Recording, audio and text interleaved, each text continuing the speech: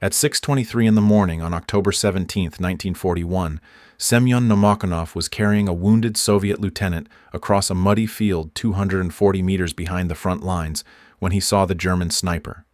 The German was positioned in the remains of a burned farmhouse. He was barely visible through a gap in the collapsed roof. Semyon could see him clearly even at that distance. He had always seen things other people could not see. His people called it the eye of the kite. The Russians who served alongside him would later call it unnatural.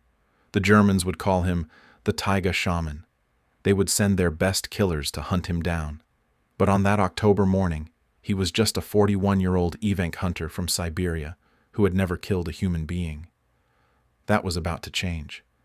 The wounded lieutenant was unconscious. He was bleeding from a stomach wound. Semyon had him over his shoulders in a fireman carry. The German sniper had his rifle aimed directly at Semyon's chest.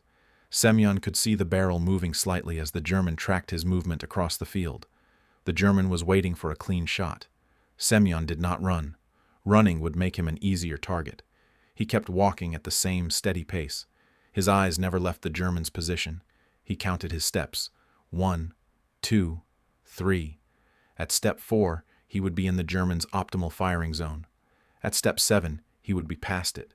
He needed to move before step 4. At step 3, Semyon dropped to one knee. It looked as if his leg had given out from the weight. The lieutenant slid off his shoulders onto the mud. There was a Mosin Nagant rifle lying 2 meters away. A dead Soviet soldier had dropped it. His body was face down in the dirt. Semyon grabbed the rifle. He did not check if it was loaded. He did not check the sights. He raised it to his shoulder and fired at the gap in the farmhouse roof where the German was positioned. The entire motion took less than 2 seconds. The rifle kicked hard into his shoulder. The smell of gun smoke hung sharp in the cold air. Through the lingering smoke, Semyon saw the German sniper fall backward out of view. One shot. He had fired one shot in his entire military career. He had just killed a man. Semyon picked up the lieutenant again. He continued walking toward the Soviet aid station. His hands were steady. His breathing was normal. The field reeked of cordite and wet earth. He stepped over shell craters and broken equipment. He had hunted sable and elk and Manchurian wapiti in the Siberian taiga since he was 7 years old. He understood how to track prey. He understood how to wait. He understood how to shoot once and make it count. The only difference was that this prey had been trying to kill him first. That made it simpler in some ways. An elk did not shoot back. A German did. Semyon delivered the lieutenant to the medical tent. He turned to walk back to his unit. A Soviet major stopped him at the entrance. "You just killed that German sniper," the major said. "How did you see him?" Nobody else saw him. Semyon did not know how to answer that question in Russian. He spoke Russian poorly. He was evenk. His people were nomadic reindeer herders from the eastern taiga of Siberia. His native language had no word for sniper. His native language had a word for hunter, and a word for stalker, and a word for the man who shoots from concealment. Those were not military terms. The major was waiting for an answer. Semyon tried to explain. "I saw him the way I see a sable in the trees at 300 meters, he said. "The way I see an elk track in snow 3 days old. The way I see the shadow of a hawk before it strikes." The major stared at him. "You are wasted as a medic," the major said. "Report to Lieutenant Petrov in the sniper platoon. You start tomorrow." Semyon had been conscripted into the Red Army in August 1941. That was 2 months after Germany invaded the Soviet Union. He was 41 years old. He was ancient by military standards. Most soldiers were 18 to 25. Semyon looked even older than his years. His face was weathered from decades in the Siberian cold. His hands were scarred from carpentry work and skinning animals. He spoke Russian with a thick accent that made some soldiers mock him behind his back. He had been assigned to medical duties because the army did not know what else to do with an elderly evenk hunter who could barely read Russian. He made crutches for the wounded. He carried supplies. He had never expected to fight. Now he was being transferred to a sniper platoon based on one impossible shot that he had made look routine. The sniper platoon was located in a series of dugouts 3 kilometers behind the front lines. 15 men were assigned to the unit. All of them were younger than Semyon. Most of them were Russians from cities like Moscow or Leningrad. They wore proper uniforms. They had proper boots. They had scopes on their rifles. Semyon had none of these things. He wore a medic's uniform that did not fit correctly. His boots were too large. He had stuffed them with cloth to keep them from falling off. He did not have a scope. He did not want a scope. When Lieutenant Petrov tried to assign him a rifle with optical sights, Semyon refused.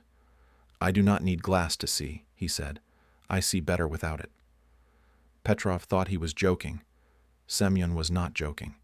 The other snipers treated Semyon like a curiosity. They asked him questions about Siberia. They asked him if he had really killed bears with his bare hands. Semyon had never killed a bear with his bare hands. He had killed 3 bears with a rifle. He had killed 1 with a spear when his rifle misfired. He did not mention the spear because they would not believe him. One sniper was a young man from Moscow named Victor. He was 23 years old with 7 confirmed kills. Victor asked Semyon how old he was. 41 years old, Semyon said. Victor laughed. "You are older than my father," he said. "Why are you here? Should you not be home with grandchildren?" Semyon looked at Victor for a long moment. "I have 8 children and 14 grandchildren," he said. "They are home. I am here because the Germans are in my country." Victor stopped laughing. 2 days later, Victor challenged Semyon to a shooting contest. It happened during morning weapons inspection. Victor was bragging about a 450-meter shot he had made the previous week. Another sniper mentioned that Semyon had killed the German in the farmhouse at 240 meters with iron sights. Victor scoffed. "That was luck," Victor said. "Anyone can get lucky once." Semyon said nothing. He was cleaning his rifle. Victor turned to face him directly. "You think you are special because you are some old Siberian hunter?" Victor said. "I trained at the Moscow sniper school. I have 7 confirmed kills." "How many do you have?" 2, Semyon said quietly. Victor grinned. "Exactly. 2 lucky shots. Let us see how good you really are, old man." They set up 6 tin cans on a fence post 300 meters away. Each sniper would fire 6 shots. Whoever hit the most cans would win. Victor went first. He used his scoped Mosin Nagant. He took his time lining up each shot. He hit 4 cans out of 6. The other snipers applauded. Victor looked pleased with himself. He turned to Semyon. "Your turn, grandfather. Show us what Siberian hunting looks like." Semyon stood. He picked up his rifle without a scope. He did not take as long to aim. He fired 6 shots in less than 20 seconds. All 6 cans disappeared from the fence post. The snipers stood in silence. Victor's grin vanished. Semyon lowered his rifle. "In the taiga, I shoot sable at 600 meters," he said. "A sable is much smaller than a tin can." Victor did not challenge him again. After that day, the other snipers stopped treating Semyon like a curiosity. They treated him with respect. On October 20th, 1941, 3 days after his first kill, Semyon went on his first official sniper mission. The target was a German observation post. It was located in a church bell tower approximately 600 meters from Soviet lines. German spotters were using the tower to call artillery strikes on Soviet positions. 4 Soviet snipers had tried to eliminate the spotters over the past week. All 4 attempts had failed. The Germans in the tower were well protected. They had their own sniper covering the approaches.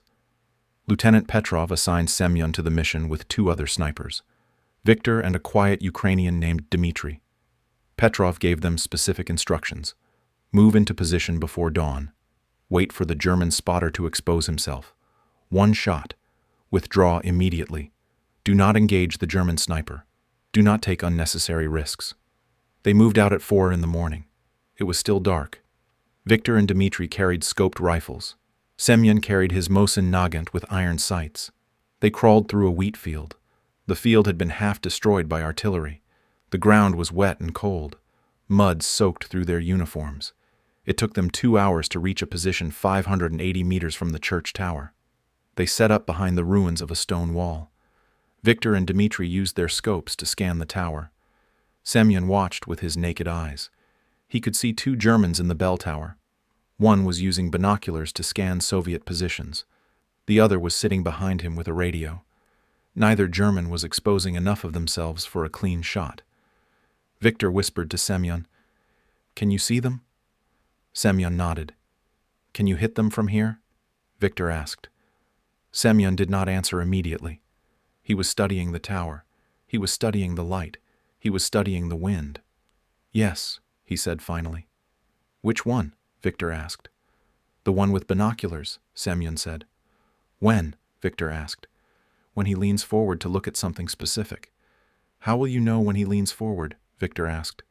"I will know," Semyon said. They waited for 3 hours. The sun rose. The temperature climbed slightly, but it was still cold enough that their breath made visible clouds. German artillery started firing at Soviet positions around 8. The sound was constant. It was a rolling thunder that made the ground shake. At 9:47, the German spotter in the bell tower leaned forward suddenly. He was looking at something specific in the Soviet lines. He was probably directing artillery fire. He exposed his head and upper chest for approximately 4 seconds. Semyon fired. The range was 580 meters. The wind was blowing left to right at roughly 15 kilometers per hour. Semyon had calculated all of this in his head. He did it without conscious thought. It was the same way he calculated the trajectory of a bullet when shooting at an elk moving through trees. The German spotter jerked backward. He disappeared from view. Semyon worked the bolt on his rifle. He chambered another round. He did not fire again. 1 shot. He had made the shot. There was no need for a second bullet. Victor was staring at him through his scope. "Did you just hit him?" Victor asked. Semyon nodded. Victor looked at Dmitri. Dmitri was also staring at Semyon. "You hit him with iron sights at 580 meters?" Dmitri asked. Semyon did not understand why this was surprising. "That is not a difficult shot," he said. "In the Taiga, I shoot sable at 600 meters. A sable is much smaller than a man." Victor and Dmitri looked at each other. They did not say anything else. They withdrew from the position. They made it back to Soviet lines without incident. Lieutenant Petrov confirmed the kill through forward observers. The observers had seen the German artillery fire become disorganized after the spotter was eliminated. Petrov added the kill to Semyon's official record. 1 kill confirmed. Semyon was now a sniper with 2 kills. That night, Semyon lay in his dugout. He could not sleep. He kept seeing the German in the farmhouse falling backward. He kept seeing the German spotter in the bell tower jerking from the impact of his bullet. Not an elk. Not a sable. Men. He had killed 2 men in 3 days. His hands were steady when he pulled the trigger. His breathing was calm when he aimed. But lying in the darkness, listening to artillery fire in the distance, he felt something he had not felt in the taiga. He felt the weight of taking human life. An elk did not have a family waiting for it to come home. A German soldier did. Semyon wondered if that German in the farmhouse had children. He wondered if the spotter in the bell tower had grandchildren like he did. He would never know. War did not give him time to know. War only gave him time to shoot and survive. He would reach 367 kills before the war ended. He would kill enemy soldiers in Ukraine and Lithuania and East Prussia and Manchuria. He would be wounded 8 times. He would be concussed twice from artillery that landed too close. He would train over 150 snipers. Some of them would die. Some of them would survive. The Germans would send 5 of their best marksmen to hunt him down. All 5 would die trying. The Germans would offer a bounty for his capture. They would call him the Taiga Shaman. They would say he could see through walls and shoot through fog. They would say he was not human. But in October 1941, he was just an old evenk hunter with 2 kills and a rifle without a scope. He had no idea what was coming. None of them did. On March 12, 1942, Semyon Nomakonov sat in a dugout near the Valdai Heights and carved the 150th notch into his smoking pipe. The pipe was made of birchwood. He had carved it himself in the taiga before the war. It had become his way of counting. Each notch represented 1 confirmed kill. The wood was nearly covered with marks now. Thin lines cut into the surface like tally marks on a prison wall. Some Soviet snipers kept logbooks. Some marked their rifles. Semyon marked his pipe. It was the only possession from his old life that he still carried. When he smoked it, he thought about his children and grandchildren back in Siberia. When he carved a new notch, he thought about the German soldier who would never go home to his own family. He had killed 150 men in 5 months. The Germans had started calling him the Taiga Shaman. They said he could see through walls. They said he was not human. Semyon knew the truth. He was just a hunter who had learned that men were easier to kill than elk. The reputation started after a mission in December 1941. Semyon had been assigned to eliminate a German officer who was coordinating artillery strikes from a fortified position. The position was well defended. It had thick concrete walls and limited sight lines. 3 Soviet snipers had tried to reach firing positions over the previous week. All 3 had been killed by German counter-snipers before they could take the shot. Lieutenant Petrov gave Semyon the assignment with a warning. "This is suicide," Petrov said. "The Germans know we are trying to kill this officer. They have snipers watching every approach. If you want to refuse the mission, I will understand." Semyon did not refuse. He had hunted lynx in the Siberian winter. Lynx were smart and cautious and nearly impossible to track. A German officer in a concrete bunker was not as difficult as a lynx. Semyon studied the German position for 2 full days. He did not try to get close. He stayed 800 meters away and watched through a gap in a ruined building. He watched the Germans change guard shifts. He watched them bring food and supplies. He watched their routines. On the 3rd day, he noticed something. At exactly 11 each morning, a German soldier would prop open a metal door on the east side of the bunker for ventilation. The door would stay open for approximately 3 minutes while the soldier smoked a cigarette. During those 3 minutes, sunlight would reflect off something metal inside the bunker. Semyon realized it was the buckle on the officer's belt. The officer stood in the same spot every morning during that 3-minute window. He was probably reviewing maps or giving orders. He thought he was safe because the door was only open briefly, and the interior of the bunker was dark. He was wrong. On the 4th day, Semyon positioned himself 820 meters from the bunker. That was extreme range for a Mosin Nagant with iron sights. Most snipers would not attempt it. Semyon had shot elk at 900 meters in high wind. This was not high wind. This was a clear morning with minimal breeze. At 11, the German soldier propped open the door. He lit his cigarette. Semyon waited. He watched the darkness inside the bunker. He saw the glint of the belt buckle. He could not see the officer's body. He could not see the officer's head. He could only see a tiny reflection of metal catching sunlight. That was enough. He aimed 6 centimeters above the glint. He calculated the drop over 820 meters. He calculated the minimal wind drift. He fired. The belt buckle disappeared.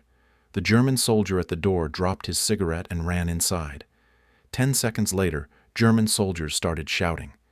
Semyon worked the bolt on his rifle and watched. The Germans brought out the officer on a stretcher. He was not moving. Semyon had fired 1 shot through a half-open door into darkness and killed a man he could not see. Soviet forward observers confirmed the kill 3 hours later. That was when the stories started. The Germans began spreading rumors about the Soviet sniper who could shoot through walls. They said he had supernatural vision. They said he was a shaman from the deep Siberian forests who used magic to find his targets. The nickname Taiga Shaman spread through German units on the Eastern Front. German soldiers became paranoid. They would not stand near windows. They would not open doors during daylight. Some of them claimed they could feel when the Taiga Shaman was watching them. German officers offered rewards for information about the mysterious sniper. They increased patrols. They positioned more counter-snipers. It did not help. Semyon kept killing them. By March 1942, his tactics had evolved. He no longer relied only on patience and marksmanship. He had learned to use the environment in ways that confused and frightened the enemy. One technique he developed involved mirrors. Soviet supply units gave him 3 small hand mirrors scavenged from abandoned houses. Semyon would position the mirrors in destroyed buildings near German lines. He would angle them to reflect sunlight toward German positions. German soldiers would see the reflection and think it was a scope glinting in the sun. They would focus their attention on the building with the mirrors. Meanwhile, Semyon would be 200 meters away in a completely different location with a clear shot at whoever was watching the decoy. He killed 7 German snipers using this method. The Germans could not understand how he was doing it. They assumed it was more Siberian magic. He also used empty helmets on sticks as decoys. This was a common sniper tactic. What made Semyon's version different was his patience. Most snipers would place a helmet on a stick, wait an hour for the enemy to shoot at it, then try to locate the enemy sniper by the muzzle flash. Semyon would place a helmet on a stick and wait for 3 or 4 days without moving it. German snipers would see the helmet. They would watch it. They would assume it was a decoy and ignore it. Then on the 5th day, Semyon would move the helmet slightly, just a few centimeters, as if someone had bumped it accidentally. The German snipers would fire at it immediately because now they thought a real Soviet soldier was hiding behind it. Semyon would track the muzzle flash and kill them. He killed 11 German snipers this way. The Germans started calling him Falcon Eye. They said he could see their bullets in flight. Semyon became a sniper instructor in January 1942. Soviet command realized he was too valuable to risk on every mission. They ordered him to train new snipers while continuing his own operations. Semyon trained 150 snipers over the next 3 years. Most of them survived the war. He taught them the lessons he had learned in the Taiga. Patience was more important than marksmanship. Understanding your prey was more important than having perfect equipment. One shot, one kill was not just a philosophy. It was survival. If you fired twice, you revealed your position. If you revealed your position, you died. He taught them to think like hunters, not soldiers. Soldiers followed orders and charged forward. Hunters waited and watched and struck when the moment was perfect. One of his students was a 19-year-old Ukrainian farmer named Pyotr. The young man had never fired a rifle before joining the army. He had poor eyesight and worse discipline. Other instructors wanted to reject him from sniper training. Semyon saw something different. He saw how Pyotr watched birds in the trees during breaks. He saw how Pyotr could predict where a bird would land before it moved. That was instinct. That was the hunter's eye. Semyon spent extra time with Pyotr. He taught him how to compensate for his poor eyesight by understanding patterns and anticipating movement. Pyotr became one of the most successful snipers in his unit with 43 confirmed kills. He survived the war and returned to his farm in Ukraine. Years later, he would tell his grandchildren about the old Evank hunter who taught him that shooting was the easy part. Seeing was what mattered. Not all of Semyon's students survived. A young Russian named Anatoly was killed in April 1942 during a mission near Leningrad. Anatoly had been with Semyon for only 2 weeks. He was eager and brave and reckless. Semyon had warned him about exposing himself after taking a shot. Anatoly did not listen. He killed a German officer and stood up to celebrate before relocating. A German sniper shot him through the throat. He died before Semyon could reach him. Semyon carried Anatoly's body back to Soviet lines. That night he carved a notch into his pipe for the German officer Anatoly had killed. Then he carved a small mark on the other side of the pipe. That mark was for Anatoly. He carved similar marks for every student who died. By the end of the war, there were 17 marks on the back of his pipe. 17 young men who had learned from him and died anyway. War did not care how well you were trained. War only cared that you were in its path. The Germans increased their efforts to kill Semyon in the spring of 1942. They sent specialized counter-sniper teams. They offered bounties. They distributed his description to every unit on the Eastern Front. Medium height, weathered face, usually wears a fur hat even in summer, smokes a pipe with carvings on it, never uses a scope. German soldiers were ordered to report any Soviet sniper matching that description immediately.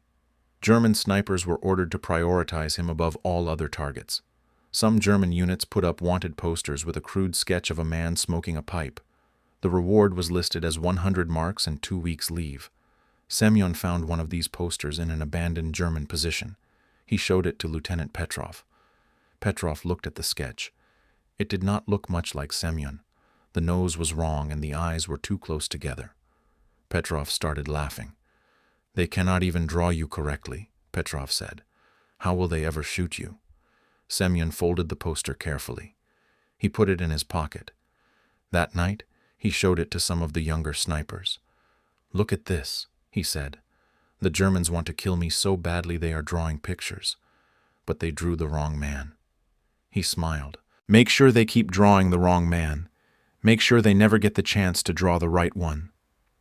By June 1942, Semyon had killed 187 enemy soldiers. His notched pipe was nearly full.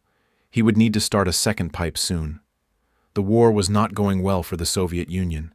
German forces were advancing on multiple fronts. Soviet casualties were staggering. Entire divisions were being wiped out. But in the small world of snipers, Semyon was winning his private war. Every German he killed was one less soldier shooting at Soviet troops. Every German sniper he eliminated was one less threat to his students. The Germans had given him a nickname that frightened their own men: the Taiga Shaman, the Falcon Eye, the hunter who could see through darkness. Semyon did not feel like a shaman. He felt tired.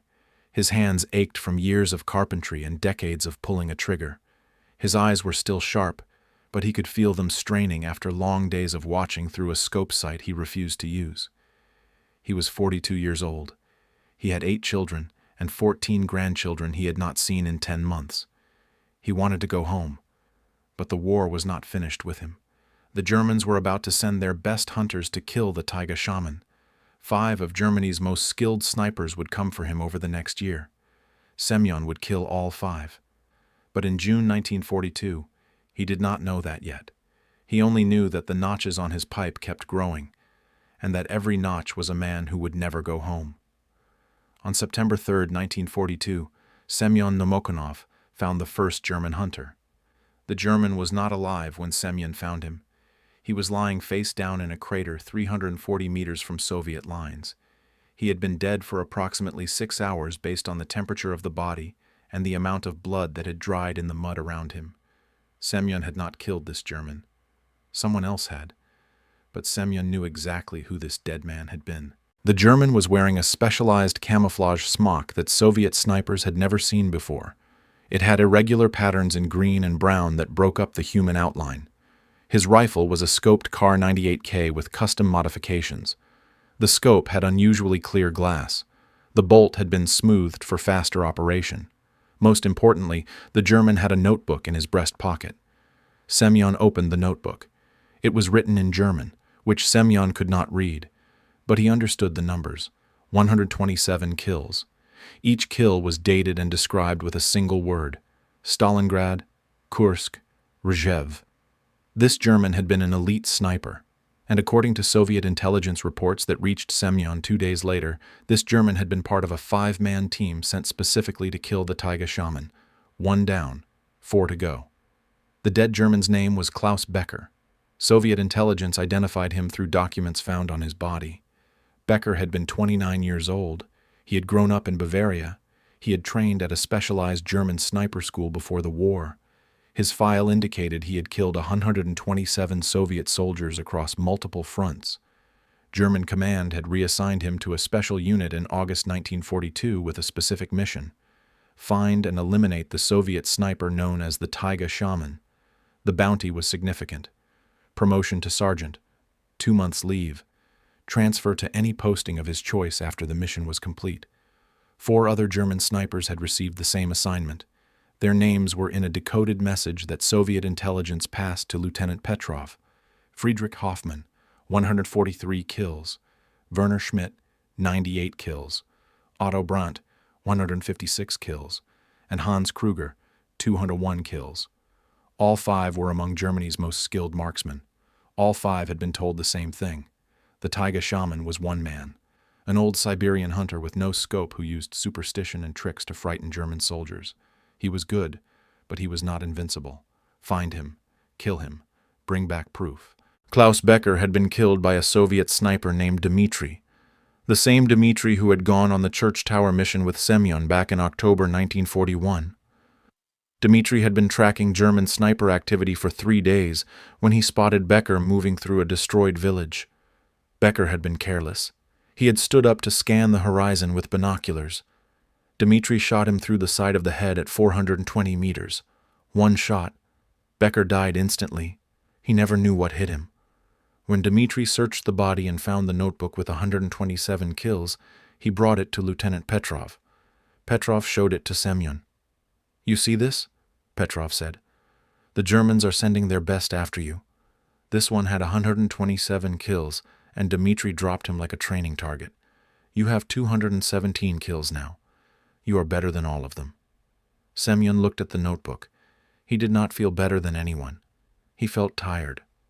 "Better means nothing if you make one mistake," Semyon said. "This German made a mistake." He stood up. "The other 4 will not make the same mistake." Semyon was right. The remaining 4 German hunters were more cautious. Over the next 3 weeks, Soviet forces found evidence of their presence but could not locate them. German sniper activity increased dramatically in Semyon's sector. Soviet soldiers died from shots that came from unexpected angles and distances. German snipers who had previously operated alone started working in coordinated teams. Someone was organizing them. Someone was teaching them new tactics. Lieutenant Petrov suspected the 4 remaining German hunters were training local snipers while they searched for Semyon. It was a smart strategy. Use local snipers as bait and observation posts while the elite hunters watched from a distance. If Semyon engaged the local snipers, the hunters would spot him. If Semyon did not engage them, Soviet soldiers would keep dying. It was a trap with no good options. Semyon changed his pattern. For 2 weeks, he stopped taking missions. He stayed in the Soviet rear areas and trained new snipers. He taught classes on camouflage and concealment. He demonstrated his mirror decoy technique. He shared stories about patience and discipline. The younger snipers asked him why he was not in the field. "You are the Taiga Shaman," one young man said. "The Germans are afraid of you. Why are you hiding?" Semyon looked at the young man. "I am not hiding," he said. "I am thinking. The Germans sent 5 hunters to kill me. 1 is already dead. The other 4 are smart. They know I will not hide forever. They know I will come back eventually. So they are waiting and watching. If I go out now, I am fighting on their terms. I need to make them fight on my terms." "How will you do that?" the young man asked. Semyon smiled slightly. "I will make them think I am somewhere I am not. Then I will be where they do not expect me." On September 26, 1942, Semyon asked Victor to wear his fur hat and smoke his pipe in a visible location. Victor had advanced to senior sniper status with 34 confirmed kills. He trusted Semyon completely. "If you need me to be bait, I will be bait," Victor said. Semyon shook his head. "You will not be bait. You will be a ghost. I want you to sit in this position." He pointed to a map showing a destroyed factory 600 meters from German lines. "Wear my hat. Smoke my pipe. Let the smoke drift visibly. Stay there for 1 hour. Then leave using this route." He traced a path that kept Victor behind hard cover the entire way. "Do not engage any targets. Do not expose yourself. Just smoke the pipe and leave." Victor nodded. "What will you be doing?" Semyon pointed to a different location on the map. "A hill 800 meters from the factory. I will be watching whoever watches you." Victor performed exactly as instructed. He sat in the factory ruins wearing Semyon's distinctive fur hat. He smoked Semyon's carved pipe. The smoke drifted up through gaps in the collapsed roof. He stayed for 1 hour. Then he withdrew using the covered route Semyon had shown him. Nobody shot at him. No German snipers revealed themselves. Victor made it back to Soviet lines safely. He found Semyon in the dugout. "Did it work?" Victor asked. Semyon was cleaning his rifle. He nodded. "One of them was watching you. He was 780 meters from your position on a small hill with good sight lines. He watched you for the entire hour. He never moved. Very disciplined." "Did you shoot him?" Victor asked. "No," Semyon said. "I watched him. Now I know where he operates from. Now I know how patient he is. Tomorrow we will see if he goes back to the same position. If he does, I will know his pattern. If he does not, I will learn something else about him." Victor sat down. "You are hunting the hunter." Semyon looked up from his rifle. "That is all war is," he said. "Everyone is hunting everyone. The question is who sees the other first." For 3 more days, Semyon used decoys and observation. He had different snipers wear his hat and smoke his pipe in various locations. He watched from concealed positions to see which Germans reacted. He started to build a mental map of where the 4 remaining hunters were operating. One of them favored elevated positions with long sight lines. This was probably Otto Brandt, the German with 156 kills. His style matched someone who relied on distance and superior optics. Another German operated closer to the front lines and moved frequently. This was likely Werner Schmidt, 98 kills, younger and more aggressive. The 3rd German never showed himself directly, but Soviet soldiers died near his suspected positions with disturbing regularity.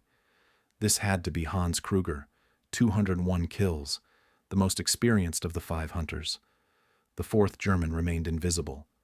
No confirmed sightings. No clear pattern. This was probably Friedrich Hoffmann, 143 kills. Semyon decided Hoffmann was the most dangerous. A sniper who left no trace was a sniper who understood the value of invisibility. On October 2nd, 1942, Semyon went hunting. He did not tell Lieutenant Petrov his plan. He did not bring any other snipers. He went alone before dawn. He moved to a position 100 meters from German lines. This was extreme distance even for him, but it gave him a view of multiple areas where the German hunters had been operating. He set up in the burned remains of a grain storage building. The location was exposed from multiple angles. In normal circumstances, it would be a terrible sniper position. That was why Semyon chose it. Nobody would expect him to use such a bad position, which meant nobody would be watching it carefully. He waited for 7 hours without moving. The sun rose and climbed to its peak. German patrols moved through the ruins below him. Soviet artillery fired sporadically in the distance. At 1:47 in the afternoon, Semyon saw movement on the hill where he had spotted the German sniper watching Victor. The movement was subtle, just a slight shift in the shadows. Most people would have missed it. Semyon saw it clearly. He waited. 5 minutes later, he saw it again. Someone was repositioning, getting comfortable for a long observation session. Semyon raised his rifle. He aimed at the shadow. The distance was 1,090 meters. The wind was blowing right to left at approximately 10 kilometers per hour. He calculated the trajectory. He adjusted for the wind drift. He fired. The shot echoed across the ruins. Semyon immediately worked his bolt and relocated to a different position within the same building. He moved 15 meters to the left and took cover behind a thick concrete wall. He waited. No return fire came. 3 minutes passed. Then Semyon heard German voices shouting in the distance. They were yelling for a medic. Semyon allowed himself a small breath. He had hit the target. He waited another 20 minutes. Then he withdrew from the building using a route that kept him below sight lines. He made it back to Soviet lines without incident. That evening, Soviet forward observers reported seeing Germans carrying a body away from the hill position. Lieutenant Petrov received confirmation 2 days later through captured documents. Otto Brandt was dead, shot through the chest at over 1,000 meters, killed by the Taiga Shaman. 2 German hunters down, 3 to go. The death of Otto Brandt changed everything. The remaining 3 German hunters became extremely cautious. They stopped using predictable positions. They stopped working with local sniper teams. They essentially vanished. For 2 weeks, German sniper activity in Semyon's sector dropped to nearly zero. Lieutenant Petrov thought the Germans had withdrawn the hunting team. Semyon knew better. "They are still here," he told Petrov. "They are watching and learning. They know I killed Brandt at extreme distance. Now they know they cannot rely on distance alone. They are adapting." "What will they do?" Petrov asked. Semyon thought about it. "They will try to get close," he said. "Very close. Close enough that distance does not matter. Close enough that they can see my face before they shoot." On October 19, 1942, Semyon found Werner Schmidt. Or more accurately, Werner Schmidt found him. Semyon was returning from a forward observation post. He was moving through a communication trench that connected 2 Soviet positions. It was 9:30 at night. The trench was dark except for occasional flashes from distant artillery. Semyon was alone. He had his rifle slung over his shoulder. He was not expecting contact this far behind the front lines. He turned a corner in the trench and stopped. A German soldier was standing 20 meters ahead. The German had a rifle pointed directly at Semyon's chest. For 2 seconds, neither man moved. Then the German spoke in accented Russian. "You are the Taiga Shaman." Semyon did not answer. The German continued. "I am Werner Schmidt. I have been hunting you for 6 weeks. Now I have found you. You cannot reach your rifle before I shoot. You cannot run. You are trapped." Semyon looked at Schmidt. He was young, maybe 25 years old. His uniform was filthy. His face was gaunt from weeks of hard living. His hands were steady on his rifle. This was not luck. This was careful planning. Schmidt had infiltrated Soviet lines. He had learned Semyon's routines. He had set up an ambush in a place where Semyon felt safe. It was impressive. It was also a mistake. Semyon spoke quietly. You have been hunting me for 6 weeks. Yes. And in 6 weeks you have learned what? Schmidt hesitated. I learned your patterns, your preferred positions, your tactics. Semyon nodded. Then you know I never walk alone at night without insurance. Schmidt frowned. What insurance? Semyon raised his voice slightly. Dmitri. Now. A rifle shot cracked from above. The bullet hit Schmidt in the side of the head. He collapsed instantly. Dmitri dropped down into the trench from a concealed position on the rim. He had been following Semyon at a distance for the past 3 days. Semyon had asked him to do it after Otto Brandt died. If the German hunters were getting bold enough to kill Brandt at his own position, they were bold enough to try an ambush. Semyon had been expecting something like this. He just had not expected it quite so soon or quite so close. They searched Schmidt's body. He had a map marking Soviet sniper positions. He had notes describing Semyon's appearance and habits. He had a photo. Semyon looked at the photo. It was him. Someone had taken it from a distance, probably weeks ago. The Germans had been watching him longer than he realized. It was unsettling. Schmidt had gotten within 20 meters. If Dmitri had not been following, Semyon would be dead now. That night, Semyon carved the 247th notch into his pipe. Then he sat in his dugout and smoked tobacco and thought about how close he had come to dying. 3 German hunters down, 2 to go, Friedrich Hoffmann and Hans Kruger, the invisible one and the most experienced one. They would not make Schmidt's mistake. They would not confront him directly. They would wait for the perfect moment. Semyon needed to find them before that moment arrived. On November 8, 1942, Hans Kruger made his first mistake in 201 kills. He killed a Soviet supply runner at 740 meters. The supply runner was carrying ammunition boxes from a depot to a forward position. He was not a combatant. He was not armed. He was a 16-year-old boy doing logistics work because the Soviet Union had run out of adult men. Kruger shot him through the back. The boy dropped the ammunition boxes and fell face first into the snow. He died within seconds. Soviet soldiers recovered his body that evening. When they brought him back, Semyon was there. He saw the boy's face. The boy looked younger than 16. He had not started shaving yet. There was a photograph in his pocket of a woman who was probably his mother. The bullet wound was precise. Clean entry through the spine between the shoulder blades. Exit wound through the sternum. This was a professional shot from extreme distance. Only an elite sniper could make that kill. Semyon looked at Lieutenant Petrov. This was Kruger, Semyon said. He is trying to make me angry. He wants me to come after him. Petrov understood immediately. Kruger had killed 201 Soviet soldiers. He was the most experienced of the 5 hunters. He had survived when the other 3 had died. That meant he was patient and disciplined and extremely cautious. But killing a 16-year-old supply runner changed the equation. It was not a tactical kill. It was a message. Kruger was saying, I can kill anyone I want. I can kill children. I can kill unarmed logistics workers. I am untouchable. Come find me if you dare. It was psychological warfare. It was also exactly what Semyon had been waiting for. A sniper who wanted to send a message had to reveal his position. And Kruger had just revealed that he operated on the southern ridge overlooking Soviet supply routes. Semyon now knew where to hunt. For 3 days, Semyon studied the southern ridge. He did not go near it. He observed from a distance using a captured German scope that Lieutenant Petrov had given him. Semyon still refused to use a scope on his rifle, but he used the German scope as a telescope to watch terrain. The southern ridge was approximately 1,200 meters long. It had multiple elevated positions with good sight lines to Soviet supply routes. Kruger could be operating from any of them. Semyon watched the ridge for patterns. He watched sunlight reflecting off metal. He watched for movement. He watched for anything that looked unnatural. On the 3rd day, he saw a bird fly away from a specific outcrop on the ridge. The bird had been sitting on a rock. Something had startled it. Semyon focused his telescope on that outcrop. He saw nothing, but the bird had flown away from something.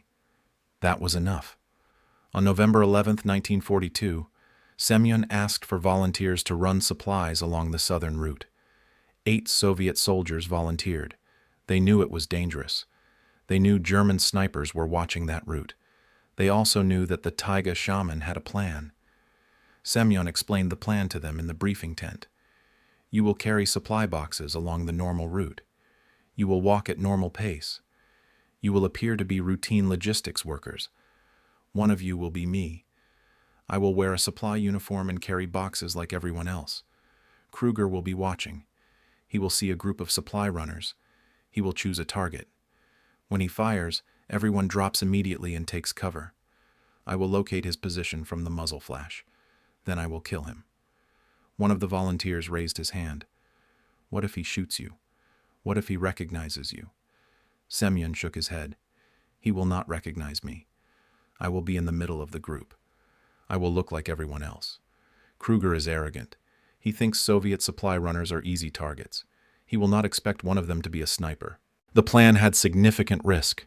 If Kruger recognized Semyon before firing, he would not take the shot. He would withdraw, and Semyon would learn nothing. If Kruger shot Semyon before Semyon could react, the Taiga Shaman would die carrying ammunition boxes like an ordinary soldier. But Semyon believed Kruger's arrogance outweighed his caution. A man who killed unarmed 16-year-olds was a man who had stopped respecting his enemy. That kind of arrogance created mistakes. Semyon was counting on it. They moved out at 9 in the morning, 8 Soviet soldiers carrying supply boxes. Semyon was third in line. He wore a standard supply uniform. His face was dirty from deliberately rubbing mud on it. His rifle was hidden under cloth wrapping inside one of the boxes he carried. To an observer at 700 meters, he looked like every other supply runner. They walked along the southern route. The route was exposed. No cover, no concealment. Just open ground with the southern ridge looming 800 meters away. They walked for 6 minutes. Semyon counted his steps. He watched the ridge from the corner of his eye. He did not look directly at it. Looking directly at something could be detected by an experienced sniper. He kept his head down like a supply runner focused on not dropping his boxes. At minute 7, the shot came. It was a heavy crack that echoed across the open ground. The fourth soldier in line, 2 positions behind Semyon, jerked and fell. The bullet had hit him in the upper back. He was dead before he hit the ground. Semyon saw the body fall. He also saw the muzzle flash. It came from the outcrop where the bird had flown away 3 days earlier. Kruger was firing from an elevated position approximately 790 meters from the supply route. Semyon dropped his boxes immediately. He rolled to the left toward a small depression in the ground. It was barely deep enough to hide him, but it was enough. The other supply runners scattered and took cover behind equipment they had dropped. Kruger fired again. The shot hit where Semyon had been standing 2 seconds earlier. The bullet impacted the frozen ground and kicked up dirt and ice. Kruger had aimed at Semyon. He had recognized him after all. Or he had recognized that one of the supply runners had moved like a trained soldier instead of a panicked worker. Either way, Kruger now knew Semyon was there. Semyon unwrapped his rifle. He loaded a round. He raised his head slightly to scan the ridge. He could not see Kruger. The outcrop was well concealed, but Semyon knew where Kruger was firing from. That was enough. He aimed at the outcrop. He waited. If Kruger was smart, he would withdraw now. He would realize the trap and leave. But Kruger had killed 201 men. He was confident in his abilities. He wanted to kill the Taiga Shaman. Semyon was counting on that want. 30 seconds passed. Then Semyon saw movement. Just a slight shift in shadows near the outcrop. Kruger was repositioning to get a better angle on Semyon's depression. He was adjusting his aim. Semyon fired. The distance was 790 meters. The wind was minimal. Temperature was below freezing, which meant the bullet would travel slightly faster than normal. Semyon had calculated all of this while lying in the depression. His shot was aimed 3 centimeters above where he had seen the shadow movement. He was aiming for center mass based on the angle and elevation. The rifle kicked. Semyon worked the bolt immediately and chambered another round. He kept his sights on the outcrop. For 5 seconds, nothing happened. Then Semyon saw a figure slump forward. A German soldier rolled partway out from behind the rocks.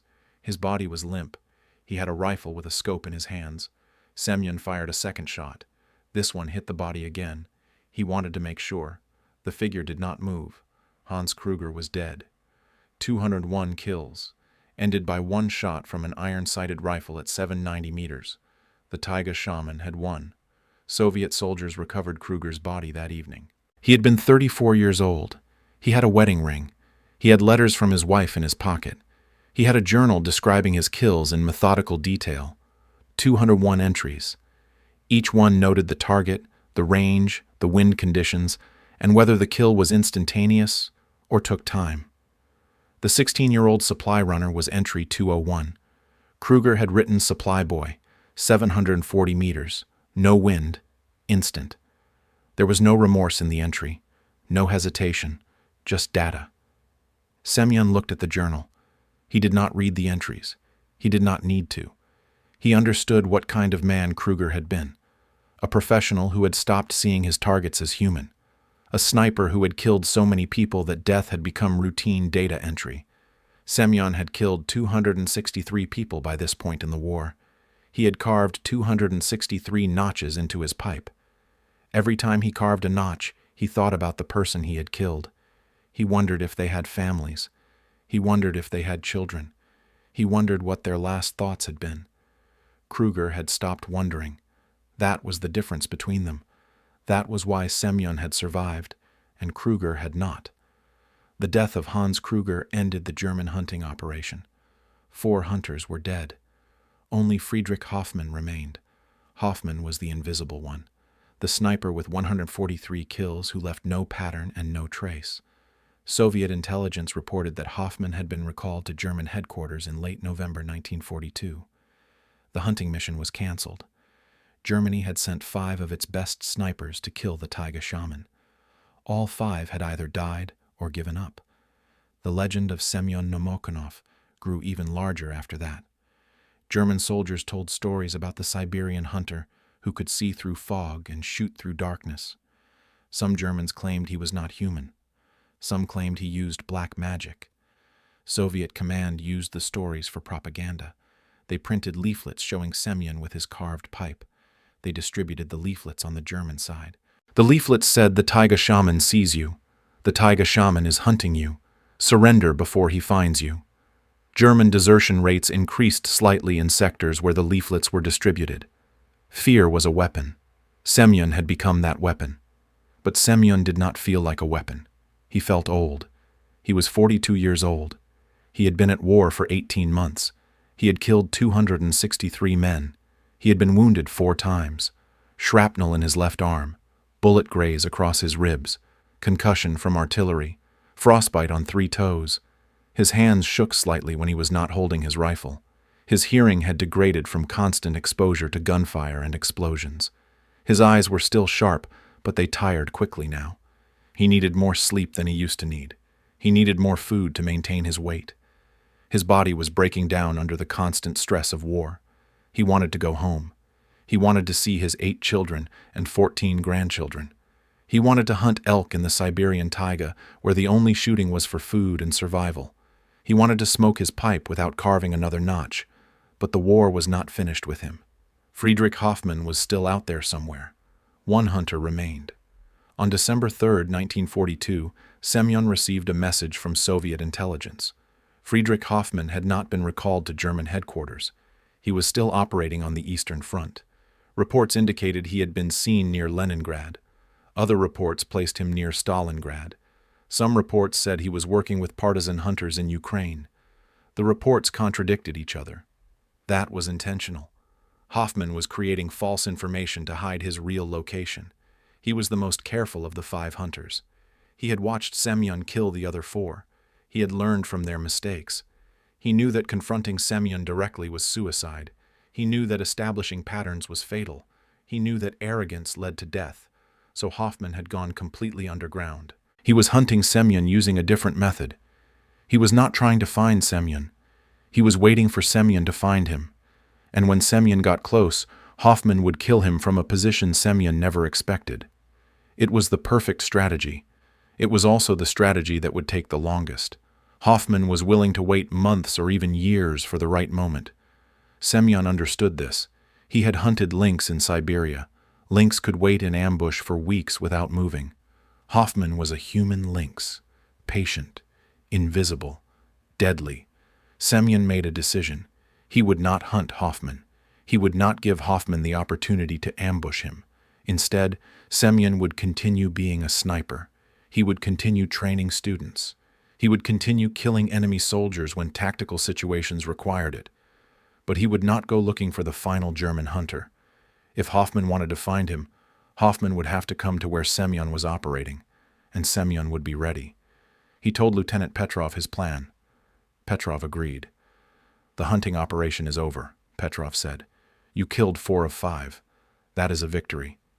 Semyon nodded. "But it is not finished," he said.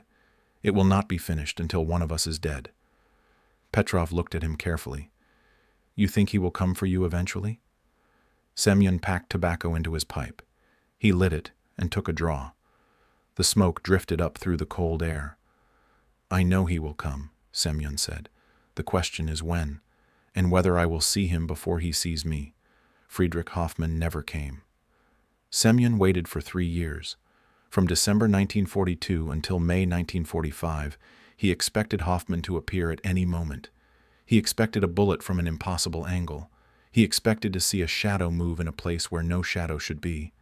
He expected to die the way Kruger had died, shot by someone he never saw from a position he never anticipated.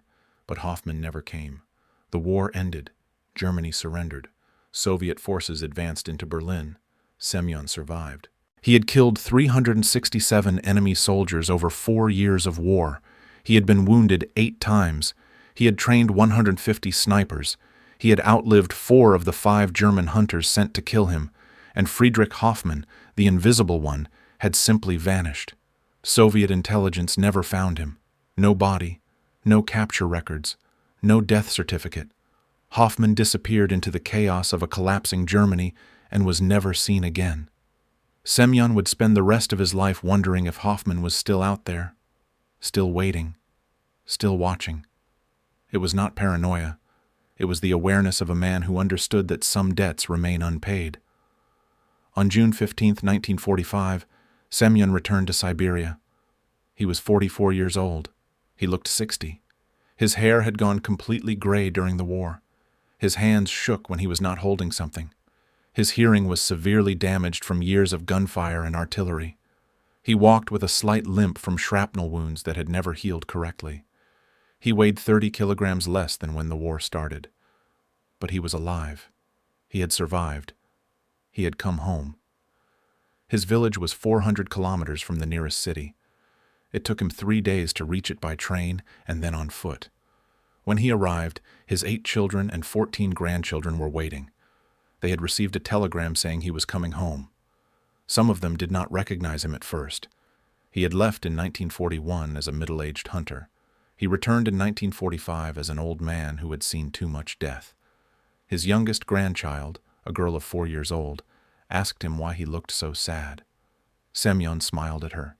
He did not have an answer. How do you explain 367 deaths to a 4-year-old child? How do you explain the weight of 367 notches carved into a pipe? You cannot.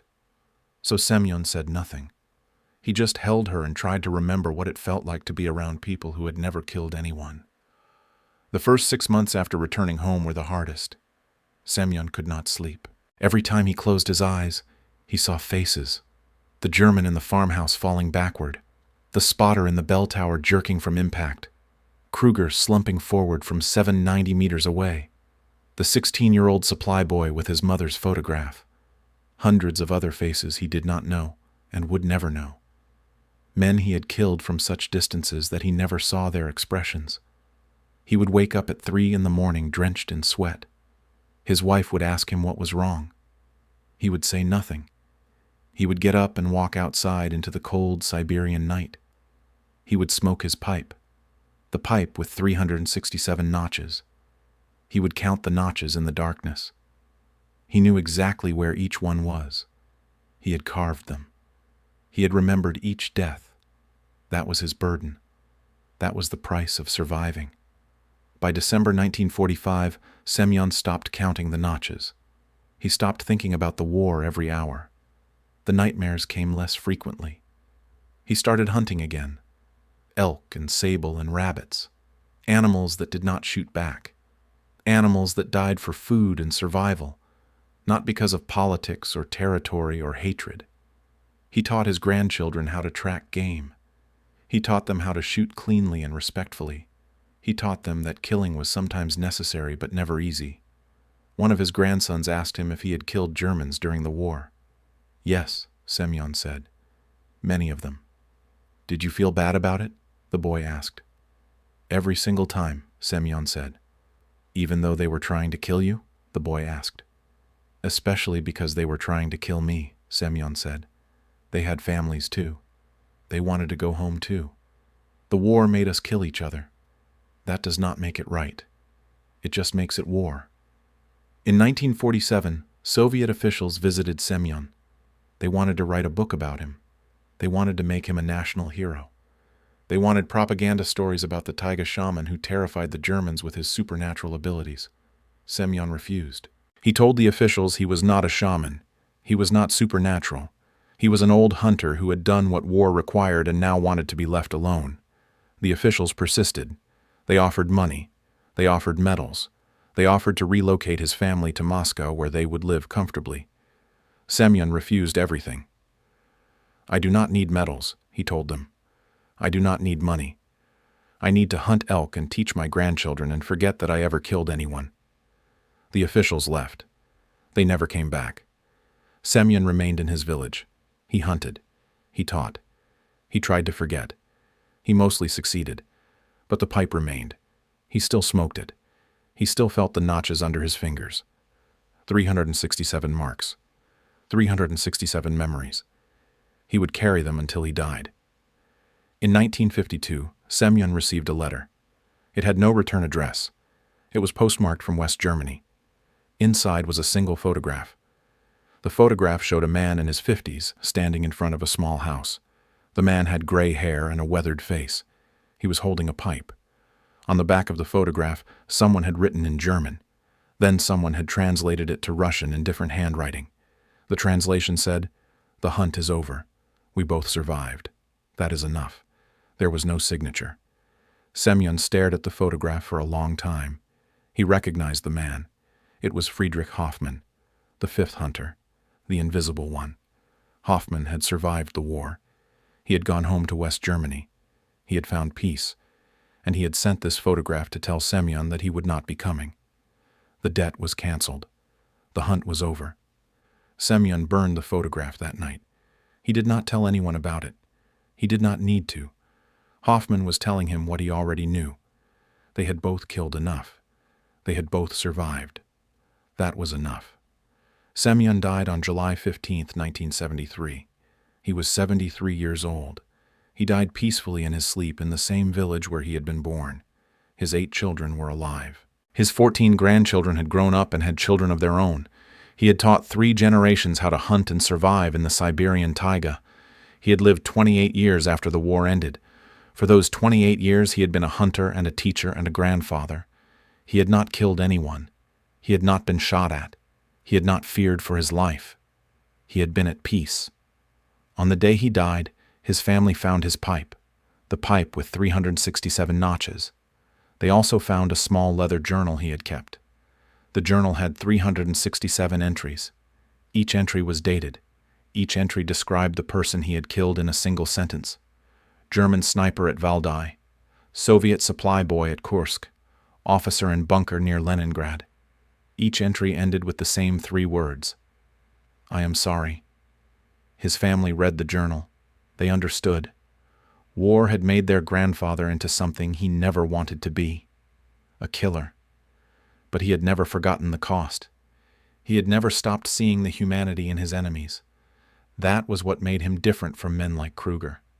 That was why he had survived when others had not. That was his legacy. The Soviet Union officially recognized Semyon Namokanov in 1965, 8 years before he died. They gave him medals. They wrote articles about him. They called him a hero. Semyon accepted the medals quietly. He did not display them. He kept them in a drawer. When people asked him about the war, he would say he had done his duty and nothing more. When reporters tried to interview him, he would say he had nothing interesting to tell them. He was just an old hunter who wanted to be left alone. But the stories persisted. The legend of the Taiga Shaman, the Siberian hunter who had killed 367 enemy soldiers with a rifle that had no scope. The man who had hunted 4 German hunters and survived the 5th. The stories were true, but they were not the whole truth. The whole truth was in the pipe with 367 notches. The whole truth was in the journal with 367 apologies. The whole truth was that Semyon Namakonov had been a man who killed because war demanded it and suffered because humanity demanded it. He was not a hero. He was not a monster. He was a human being who had been placed in an inhuman situation and had somehow retained his humanity through all of it. That was the real story. That was what made him worth remembering.